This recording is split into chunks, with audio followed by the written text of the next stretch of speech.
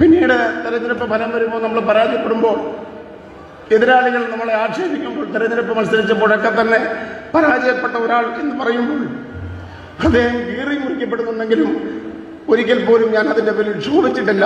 സ്ഥിരമുണ്ടാകുന്ന പരാജയത്തിൽ ആരെയും കുറ്റപ്പെടുത്താനില്ലെന്നും താൻ സ്വയം പഠിക്കുകയാണെന്നും തോൽവികളിൽ ആളുകൾ കളിയാക്കുമ്പോൾ ഹൃദയം നുറുങ്ങാറുണ്ടെന്നും ഇത് തന്റെ 4ാമത്തെ തെരഞ്ഞെടുപ്പ് പോരാട്ടമാണെന്നും ഇത്തവണ തന്നെ ജയിപ്പിക്കണമെന്നും അധികാരത്തിന്റെ ശീതളഛായയോ ഗോപുരസിംഹാസനങ്ങളുടെ ആകർഷണീയതയോ അല്ല തന്നെ മുന്നോട്ട് നയിക്കുന്നതെന്നും വികാരാധീതനായി കായംകുളത്തിന്റെ UDF സ്ഥാനാർത്ഥി എം ലിജു കൃത്യമായി പറയാൻ സാധിക്കും. ഒരാളെയും സത്യസന്ധമായിട്ടല്ലാതെ അഴിമതി നടത്തിയിട്ടില്ല എന്ന് കൃത്യമായി പറയാൻ സാധിക്കും.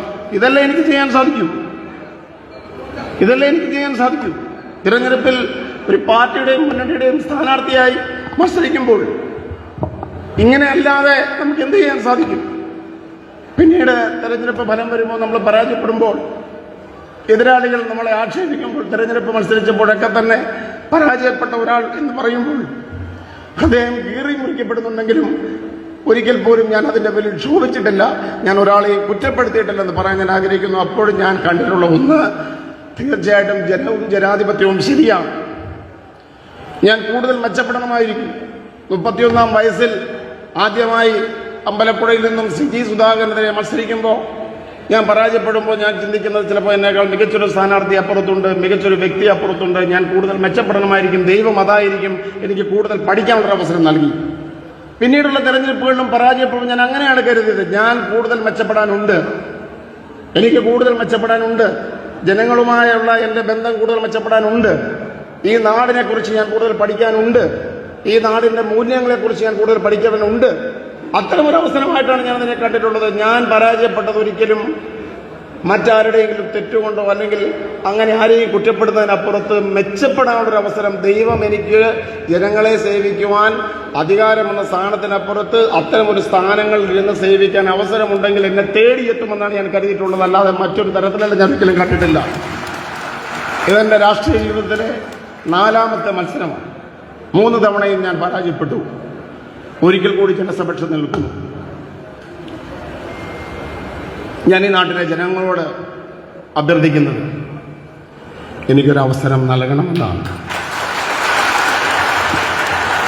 ഒരവസരം നൽകണമെന്നാണ് ഞാൻ അഭ്യർത്ഥിക്കുന്നത്. ഈ നാടിനെ സേവിക്കുവാൻ ഒരു പൊതുപ്രവർത്തകൻ എന്ന നിലയിൽ കൂടുതൽ കാര്യക്ഷമതയോടെ വികസന പ്രശ്നങ്ങളെ മനസ്സിലാക്കുവാൻ, ദുഃഖമനുഭവിക്കുന്ന ദുരിതമനുഭവിക്കുന്ന മനുഷ്യരെ തേടിയെത്തി അവരോടൊപ്പം നിന്ന് അവരുടെ കണ്ണീരൊപ്പുവാൻ, അതാണ് എം ലിജു ഈ തെരഞ്ഞെടുപ്പിൽ ഞാൻ ആഗ്രഹിക്കുന്ന ഒരേ ഒരു കാര്യം അതാണെന്ന് പറയാൻ ഞാൻ ആഗ്രഹിക്കുന്നു. ഇത്തവണ എനിക്കൊരവസരം നൽകുവാൻ കായംകുളത്തിൻ്റെ ജനതയോട്, കേരളത്തിൻ്റെ പൊതുരാഷ്ട്രീയത്തോട് പറയാൻ ഞാൻ ആഗ്രഹിക്കുന്നു. അതിനപ്പുറത്ത് അധികാരത്തിൻ്റെ ശീതളഛായയോ അല്ലെങ്കിൽ ഗോപുര സിംഹാസനങ്ങളുടെ ആകർഷണീയതയോ അല്ല എന്നെ മുന്നോട്ട് നയിക്കുമെന്ന് പറയാൻ ഞാൻ ആഗ്രഹിക്കുന്നു. വിനീതനായി നിങ്ങളുടെ കരുണയ്ക്കായി അല്ലെങ്കിൽ നിങ്ങളുടെ അംഗീകാരത്തിനായി നിൽക്കുമെന്ന് മാത്രം പറയുന്നു. മലയാളം ടെലിവിഷൻ, ആലപ്പുഴ. വേഴ്സറ്റൈൽ എന്ത് രസമുള്ള വാക്കാണല്ലേ. ഒരുപക്ഷെ ഓരോ ആക്ടറും കേൾക്കാൻ കൊതിക്കുന്ന വിശേഷം. ഓരോ സ്ക്രിപ്റ്റ് കേൾക്കുമ്പോഴും ഓരോ കഥാപാത്രത്തെ പരിഗണിക്കുമ്പോൾ എന്തായിരിക്കും ഞാൻ ആഗ്രഹിക്കുക? ഇത് ഡിഫറെൻ്റ് ആയിരിക്കണം, എനിക്ക് മാത്രം ചേരുന്ന ഒന്നാവണം, എന്തെങ്കിലുമൊക്കെ പുതുമ വേണം, ആളുകൾക്ക് ഇഷ്ടമാവണം, ലോകം പറയണം വാ versatile, something never seen before. നിങ്ങളും അത് തന്നെയല്ലേ ആഗ്രഹിക്കുക? സ്പെഷ്യൽ മൊമെന്റ്സിന് വേണ്ടി ജ്വല്ലറി തിരഞ്ഞെടുക്കുമ്പോൾ നെവർ സീൻ ബിഫോർ ഡിസൈൻസ്, നിങ്ങളുടെ സ്നേഹത്തോളം പ്യോർ ആൻഡ് പ്രഷ്യസ്, ഹൃദയം തൊട്ടറിഞ്ഞുള്ള സർവീസ്. കവിത ഗോൾഡൻ ഡയമണ്ട്സ് പോലെ തീർത്തും versatile. Kavitha golden diamonds, the versatile jewelry.